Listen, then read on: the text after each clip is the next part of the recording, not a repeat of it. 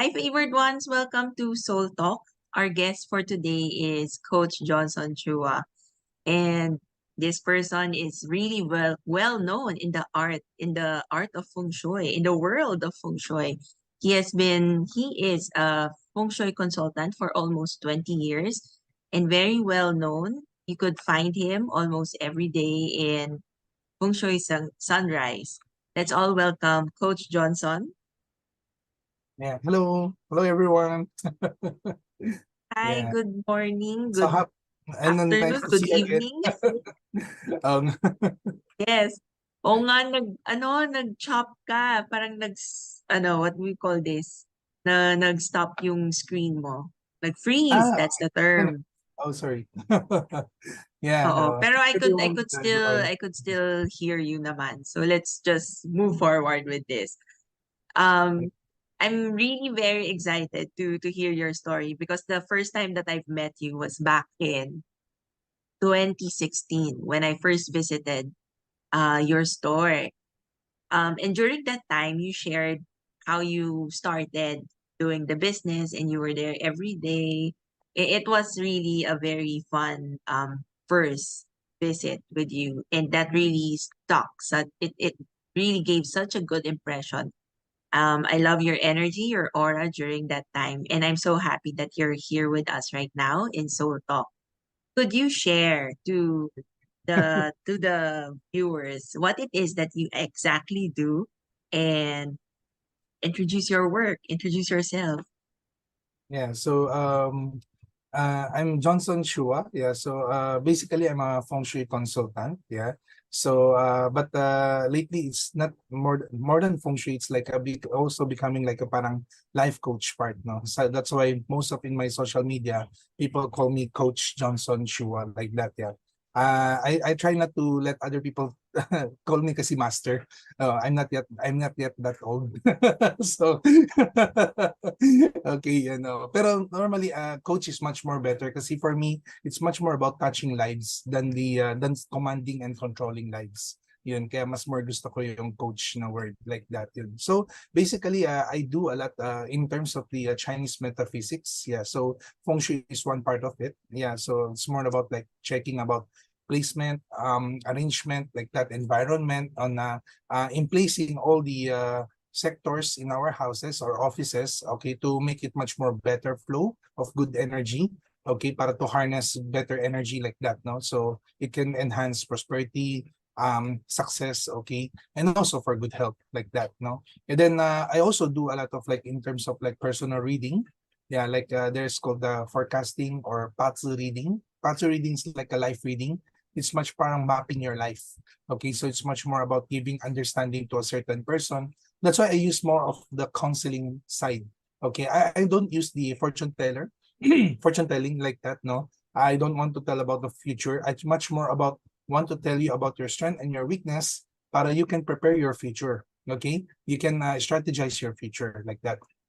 Yeah, so basically I do all of that. Yeah, then some other side of the metaphysics like face reading, also like date selections like that. And I have a small shop in my in the Binondo. Ayan. So I'm selling some of the cures and charms like that. Okay. And not only for like enhancer kasi most of them naman mga Chinese ornaments medyo good looking naman sila para maganda rin sila pang display sa bahay, 'di ba? So pwede rin sila para for gift like that. Yeah, so kung may mga inauguration, house moving like that, yun, so these are basically what I do. That's really a lot because I remember the first time I visited you, you were talking to your customers who were buying, and then at the same time, um, me and my friend were also receiving counseling from you. The Yeah, it's the patsu, right? yeah, the patsu. Mm, Yeah. hold on. Your screen is still frozen. Is it Oh, possible to turn off your cam and then turn it on again? okay. Yeah, try, huh?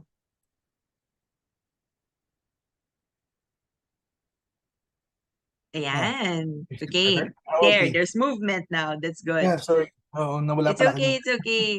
It doesn't matter. These happen talaga. Technical issues. Okay. Okay. So since you've discussed your work and it's really a lot, what made you say yes to this kind of work? And when you started, was it really doing feng shui, doing bazi as a counseling method? How did you start, and what made you say yes to doing this work? Siguro ano 'no, para to understand more most of this profession, maybe, looking back on when I was still studying, like that, mga high school time or college time, like that. So, originally, one of my ano kasi, most of my classmates also knows that ako yung parang pinaka the clown of the classroom, like that, 'no. So, I always want to make people happy, yan. So, I try to perform, I try to, do a lot of things. And minsan 'pag meron din ako nakikitang mga people na medyo malungkot, especially 'di ba, there are some what we call the introverts, introvert people. I'm also one of them, 'no? I'm also an introvert. I also suffer these kinds of emotions din. But, when the time in my high school time, nasabi ko, "Naku, wala na ako iiwan dito sa school na 'to, magwawala na ako." Like that, 'no? So, I try to get out of my shell and share some of my, parang mga like talents maybe or skills like that. So, I try to make people happy. But syempre, in reality, not everyone is happy. Okay, most of people has problems inside them. So there are also some people like my introverts, some of my friends like that. Meron ako mga kaibigan na nabubuli, mga like that. So minsan parang dumating yung point na parang I want to spend time with them, talking to them like that, and then encouraging them, inspiring them. But parang I think siguro I'm not sure kung part ba talaga sa akin, innate na sa akin yung pagiging parang I want to be a life coach like that, no? But things also, a lot of happened din sa amin, sa family namin, and there's a lot of negative and problems din nangyari. So basically, I also stopped on doing that because me myself, I'm also nababalot na ako ng negativity also. So mahirap magbigay ng payo pag ikaw mismo nagiging negative. Then maybe one good thing is on how feng shui opened my eyes, and also how feng shui principles, I can use yung knowledge dun also to help other people. Parang gano'n siya. Kaya parang nakita ko na meron palang way of understanding. Kasi ang 'pag wala kang understanding, you have a lot of fear in your life. Okay, so one way of to counter fear is to have the knowledge, to have the understanding. So if you have understanding, you will not be feared, 'di ba? Parang kunyari first timer tayo mag-swimming, takot ka sa tubig, 'di ba? Pero if you learn how to swim, hindi ka na takot. So that's it. So it's more about understanding and awareness like that. So nung time na yun, na-intrigue ako, like parang, through birthday pala, through elements pala, we can understand a person's personality. And then mas easier to give advice on that part. Urging before I give advice, also to correct myself.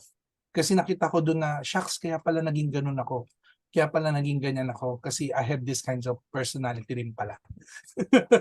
Yun. So, yun ang mga ilang things. Like, nung time na yun na when I learn na how to do feng shui and understand myself, natawa na lang ako sa self ko kasi meron ako isang naging friend, high school time. Um, Grabe, for almost 4 years. First year, magkasama kami, pero hanggat hindi kami, may minor misunderstanding, no? Hindi ko na siya kinausap hanggang fourth year. Almost 4 years na. Tsaka ko lang siya Ano, mapupusok diba? na hearts pag Oh, 'di bata ba? pa. Parang ang grabe, 'di ba? Parang gano'n. Pero and then normally as tayo mga tao, 'di ba? We don't took blame. We always blame it to the other person. 'Di ba? Most likely gano'n tayo. Mas mabilis kasi magturo kaysa sa aminin Yes. yung sarili nating mali. Like that. But because of the understanding of my birthday, my elements in my feng shui, understand na yung personality ko pala, shucks, meron pala akong ganun na problem. Oo, kaya yun yung itinry kong i-change. Yun yung tinatry kong baguhin. Like that, yun. So, doon ko naintindihan. Ngayon, ayoko na siya maulit din sa mga ibang tao na meron partly same the element with me. 'Di ba? Kasi kundi magre-regret siya for 4 years na nawala yung time na to get together with that friend, 'di ba? Parang ganun siya. Yun. So maybe not only about knowledge, no, knowledge about the feng shui lang, kung hindi also yung mga personal experience.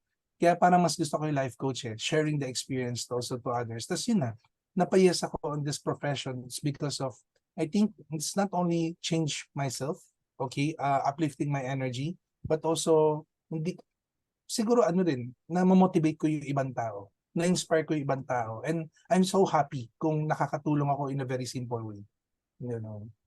Oh, I love that you were able to become aware of how you could use feng shui, the elements, and bazi as a modality for counseling. Because basically, that's what you're doing. You're counseling. And I'm sure it has really helped a lot of people. And you've been doing this for almost 2 decades. So Yeah. that's a Oh, big deal. Now, since you're honing it for almost 2 decades, how do you maintain or sustain that growth? Because there must be something new that you also learn as you work on all these modalities. How would you define your level of excellence in terms of honing your skill and getting to know more about feng shui, bazi, and this art? yeah. Maybe thank you for most of the interview that I was labeled as a feng shui expert, but basically I don't consider myself as a feng shui expert. I consider myself as a feng shui apprentice, Oh, like learning it's from nice. the basic part, okay? Yun. So maybe it's not only maybe with feng shui, no, but in all aspect, in all profession, don't think of yourself that you're most top expert na. Kasi if you're top expert na, you don't need to learn anything na. For me kasi, I always treat myself as a child na keep learning. Okay, and then and also another thing, one best lesson that I learned from my father, I hope this one also open up everyone's mind here. Okay, isa lang sinabi ni Papa, okay, the book is dead. The book is dead, but the Okay. learning is alive. Okay. Okay, the book is dead, but the learning is alive. Una, hindi ko na-gets kung ano ibig sabihin nun. Yun pala, because what is written on the book, it's written already. But maybe hindi na-express lahat ng author totally. Maybe ang daming ideas pumasok sa utak niya, pero hindi niya pwede isulat lahat yun sa libro kasi limited lang siya sa certain pages and paragraphs. So you need to learn it alive like that. So mga formulas and everything. So I think yun yung nangyayari sa akin. I try to decipher the mga formulas. Kasi minsan may nakaka-debate din ako mga other feng shui consultants or feng shui masters na nag-aaral din kasi sila. Siyempre, theories at theories like that. But I try to check on the other sides of the, alam mo parang orthodox learning ba yun? Yung parang think outside the box also. Ano ba yung ibig sabihin nito? Is it the bad star is really bad? Bakit ba siya naging bad? Baka meron siyang part ng good. Is it the good star is really good? Baka meron din siyang part ng bad. Kasi 'di ba sabi natin hindi naman there's no such thing as fixed good and bad. 'Di ba? Pag anything sobra is bad. When Yes. it's balance, it becomes good. 'Di ba? Oo, 'yun. Parang ganoon din siya, no? Kaya same learnings, no? From different kinds of profession, even in eating, 'di ba? Balanced diet. We're hindi masama rin yung super diet or masama rin naman yung super eating. Yan, we need the balanced diet. So the same also with the balanced learning. Kaya I think yun yung one way that I need to learn. Tapos, and also learn to be aware and adapt. Okay? Number one, awareness. Aware of what's happening. Because every moment is a moment of change. There's a lot of changes na nangyayari sa mundo natin. So, every time may changes siya, we also need to cope up with it. Tapos, then also learn to adapt. That we need to learn to accept and adapt na meron nang nangyayaring ganito. Yun siya. Kasi, in the classical feng shui, maraming limitation. Kasi from the word classical, it is a very traditional book like that. Yeah. Kaya nga there's a one experience that ito medyo maganda lang i-share, no. Yes, please Meron do. ako meron ako isang naging kadebate. Debate lang. It's a friendly debate. Originally for me when I say the word debate, debate is good. Debate is finding Yes. what is wrong. Okay, we don't argue. Okay, most of kami mga feng shui consultant, we don't argue, we debate. Kasi different formula, different knowledge, different understanding. And then there's one old one, medyo matanda na. And nung time na yung bata pa ako, I think mga around 20, wala pang 2010 yun nung time na yun. Okay, itong time na yun, bigla niya akong kino-corner niya ako sa learnings ko. Sabi niya, no, you need to go back to the classical feng shui. Don't change the formula. Don't change the meaning. Ginaganon ako. Yun, sabi ko, kaso uncle nga tawag ko kasi medyo matanda. Pero uncle kasi, yung formula, medyo, yun nga, because I'm learning from my father, patay na yung formula eh. We need to be also decipher more about do sa inner, ano ba ibig sabihin talaga ng formula na yon. Sabi niya, no, no, no. Stick to the traditional. Stick to the classical feng shui. Okay, ganito na lang, uncle. If I stick on the traditional feng shui, meron ba sa classical book condominium? Meron ba sa classical book townhouses? Meron ba sa classical book duplex? most of the classical books is based on bungalow. Because that was the Single classical. single detached. Yes, di Single ba? detached Kasi in the house. classical And one time, floor lang kung bungalow. di ba, one floor only, single detached, and big spacious. Di ba? Because nung sinaunang panahon, marami pang lupa. Okay? Doon marami pang lupa at a very open space pa yung mga tao. And then, wala pa. I think condominium is not yet introduced. Ganon siya. Kaya, learning also should evolve. Ganon siya. Kung ano yung nangyayari sa mundo natin, then kailangan natin din pag-aralan. Yun. Meron na ngayon, mga nagtatayo na ng bahay underwater, then maybe kailangan natin i-feng shui rin yung underwater. So yun. Keep evolving, so we need also to keep learning. That's why there's no fix of, we need to say na fix good luck na after mo na feng shui, automatic good luck na. No, no, there's no such thing. Feng shui masters or feng shui consultants are like doctors. It's a harmony with the doctor and the patient para makita natin yung real outcome. Ganon siya. Yun. I like this learning that you're sharing right now. So, there are some feng shui experts who really stick to the classical or to the traditional texts. But I Yeah, love your approach because it really shows that everything is evolving, expanding, and learning should also be widened and deepened as well. And you're yeah. doing this for a long time. Um is it because you're learning from experience? That's what you're saying right now. It's also Yeah, through talking to other experts as well. And yeah. based on your experience, this is what you have found. So it's evidence based as well. Um, how do you deal with people who kind of oppose your way of doing things or way of your principle? Because basically this is your values, this is your principle. How do you deal with people who opposes this?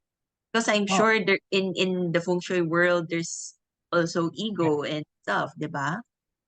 Yes, yes. Sabi nga natin kanina, just like the doctors, right? Di ba? Sometimes two doctors also contradict to each other. But the most important is the doctor and the patient. Ah, I love Not that about the point of doctor and the view. doctor, right? Oo. So, number one, hindi ko naman client or pasyente yung other feng shui master.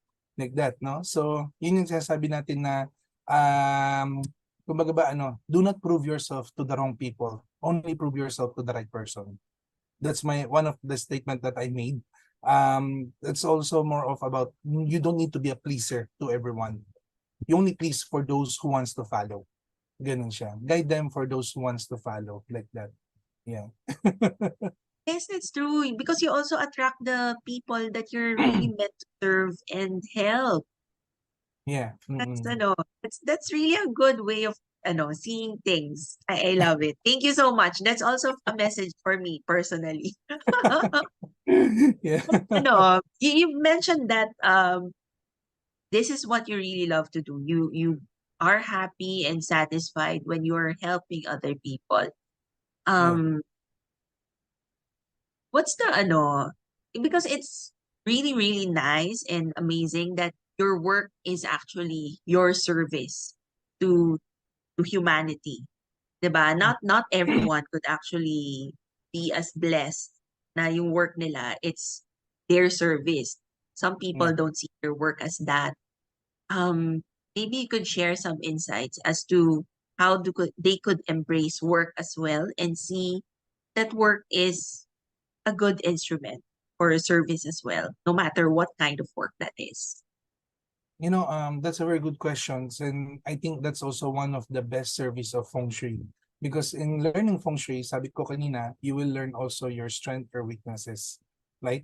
Normally, for us people, we have our own strength. Lahat tayo. Imposible tayo pinanganak na wala tayong strength. All of us has our own strength. We also have our weaknesses. Okay? So number one, if we're applying for a job, okay, or maybe trying to make a business or offering a service, okay, what do you offer?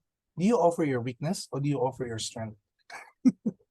Normally, we offer our strength, right? Because our strength is our passion. Our passion becomes our strength. So basically, that's what we offer. But the problem now, in the what's happening in this earthly world now, we try to compare ourselves with other people.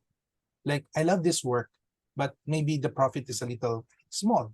But my friend, being an IT example, earning more, so I think I want to be an IT person.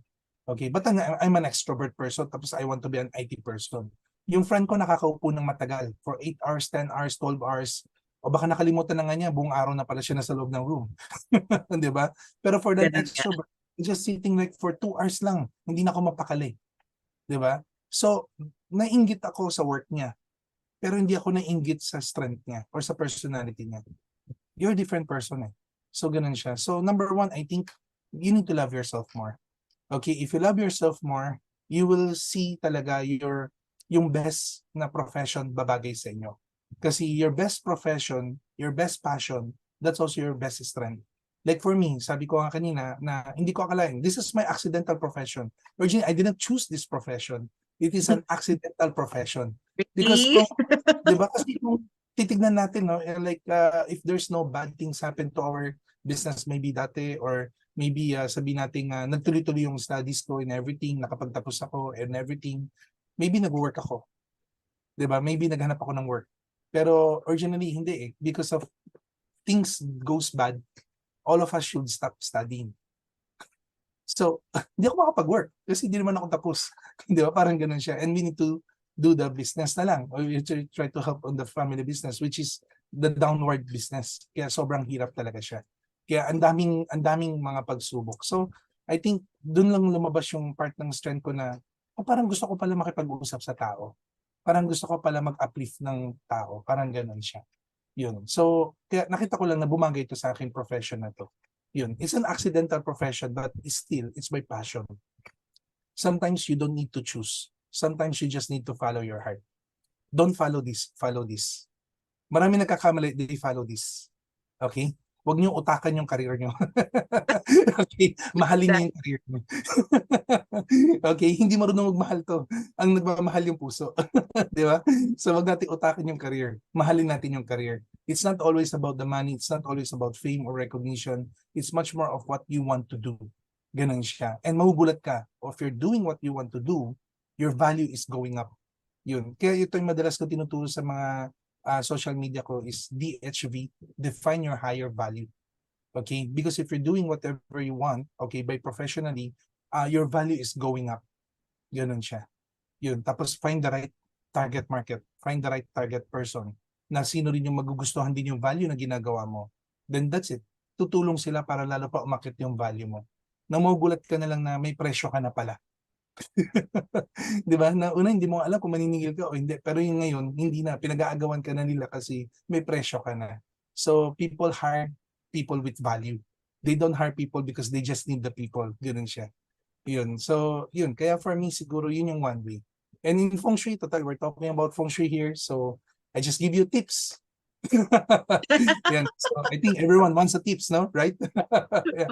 Oo. Basically, kasi when I'm reading feng shui din, I try to create my own formula rin also of how people can easily understand themselves. So I try to divide people into 4 kinds of job. Okay, 4 kinds of job. Okay, so I base it on the season of birth. Okay, so season is like, di ba meron tayong spring, summer, autumn, and Yes. winter. Okay, so if you're a spring child, autumn child, summer child, or winter child. So, paano mo malaman if you're a spring child, if you're born February, March, April? In the Western calendar, you don't need to convert in the lunar calendar. This is a Western calendar, okay? If you're born February, March, April, you're a spring child. If you're born May, June, July, you're a summer child. If you're born August, September, October, you are an autumn child. And if you're born in the December, January, November, December, January, you're a winter child. So remember that. Okay? Now, the 4 jobs description, if you're a spring child, you're a developer. You're good at developing things. You love to develop things. And that's what also understanding in me, because I'm a February person. I try to develop certain formula, certain strategy. I make plans, I make strategy for my clients. Ganun siya. So I develop. I'm not only solving their problems, but I also giving a structure of solutions for them. Para meron silang easy structure to follow. Yun. So I try to develop. Ganun siya, no? You can also develop learnings and studies, di ba? Parang ganun siya. Or maybe kung talaga hilig mo, mag-develop ka ng bahay, di malay mo, baka you're a developer din. Okay, yun. So yun ang mga ilan example. That's why nga, spring is wood element, di ba? And most likely, pagka nakikita mo, nagtatay ng mga buildings and what, medyo maano sila sa nature, greeneries, mga ganun. Yun. So that's a spring child. And if you're a summer child, okay, you're an executioner. Okay, you're good with processing. Okay, pero yun nga lang, if you're a doer type person kasi, problem mo is thinking. So kailangan, you need to find people na sino yung may magagandang goal, pero hirap sila sa execution, you can help them. Okay, you're the one who's Ah, gonna execute things. It becomes more easier for you. If you're trying to think lahat from scratch, mauubos lang yung oras mo. It's not part of your strength. Okay? Your strength is to fight, run, compete. Ganun siya. So execute. Okay? So kung magaling ka sa mga processing, then you can focus on that part. Okay? Now, if you're born in the autumn child, you're an innovator. So magaling ka mag-innovate ng mga bagay. You're maybe an inventor. You're also good with security, organizing things. Yung mga ganun siya. Okay? And then if you're born winter child, you're good with thinking. Maybe thinking outside the box, mga ganun klase, crazy plannings, mga ganun yun. So, maraming mga ideas papasok sa'yo. Yan. Okay? At least, di ba, meron na kayong part na isang strength na alam nyo na. Then you can use that. ano, ang thing dyan is that, kasi I'm a winter child. So yes, I think Okay. a lot, there's a lot of ideas, kulang sa implementation and Yeah. execution. Yun yung Yeah. yun yung bottleneck. But, we learn naman. Eventually, Yeah. we learn a Pero little no, bit. at least, di ba, at least lang, with the little learning, sa alam mo na kulang ka sa execution. So who is the right people that you need to find? Summer Summer, child. summer Yeah. child. Then learning on this kind of seasons, then bumabalik tayo dito sa first learning. No man is an island. We need to use our network and resources. Sometimes the problem is we try to solve all problems by ourselves. Nahihiya tayo mag-ask ng help. Yun yung tanggalin na natin. Okay? Matuto tayong kapalan yung mukha natin. Sorry. Sorry for the word. Pero that's it. No? Number one, we don't use this in a corrupt way. Okay? Yun lang naman eh. At the end of the point, you can make all of your methods as long that you are not harming, corrupting, or making bad intention to other people. Okay? Yun. Oh my gosh. How do you maintain this kind of jolly and humble personality? Uh, Kasi you've reached a level of success that not everyone can, really express verbally. Diba? You reach a certain level of success and yet you remain this joyful person, who's still humble, and you're calling yourself still a student, an apprentice. Um, what's the lesson behind all this? Saan nanggagaling ito? Siguro there's one encounter of me kasi. I think sikat tong statement na to but I forget kung sino nagsabi ng quote na yun. It's like, di ba, there's always someone better than you. I like that siya. So, kaya for me, it's kahit sinong kausap ko, maybe I gonna learn something from that person. Like that siya. So, kahit na sinong tao siya, kahit na sabi mo yung nandiyan lang siya, nagta-tricycle drive lang siya, magugulat ka, even tricycle driver, I learn a lot from them. Kapag nagsasakay ako kaya minsan pag pumunta ako sa mga clients ko, I don't drive my own. Sometimes sinusundo nila ako, pero sometimes I just, grab. Tapos kausap ko yung grab driver. Marami akong natututunan sa kanila. Ngayon, alam ko na yung sistema nila. So, parang ganyan. So, di ba, not only with the positive side, sometimes also we need to learn the negative side also, no? So, para alam natin yung pros and cons, advantage, disadvantage. And also because I'm a business person, so I try also to learn yung mga businesses na ano ba yung nangyayari sa process ng ginagawa nila. Then maybe I can use some of that to become a strategy also for some of my clients. Yung ganun siya. So, kaya, keep learning eh. Hindi lang yung feng shui side eh. Now, I'm a parent, so I'm also do parenting. Kaya meron ako mga feng shui parenting, kung tawagin, like that. Oo. And yun. So, nakikita ko yung mga personality and tapos learning lang. And then also need always, sabi ko nga, DHV, define your higher value. You always need to always be the person who can inspire and motivate others. So, how can you inspire if you don't have the jolly moment? Parang ganun siya. So, kailangan medyo high-spirited ka, masaya ka, ganun. Oo. Pag malungkot ako, hindi niyo ako makikita. That's it. Yun lang yun. Kasi number one, my rule, pagka down yung energy ko, hindi ako pwede mag-consult. Hindi ako pwede magbigay ng payo in a way. Yun. Yeah, I agree with that. Ang ano, I love this. You know, our conversation is very short right now, but then it's so meaty.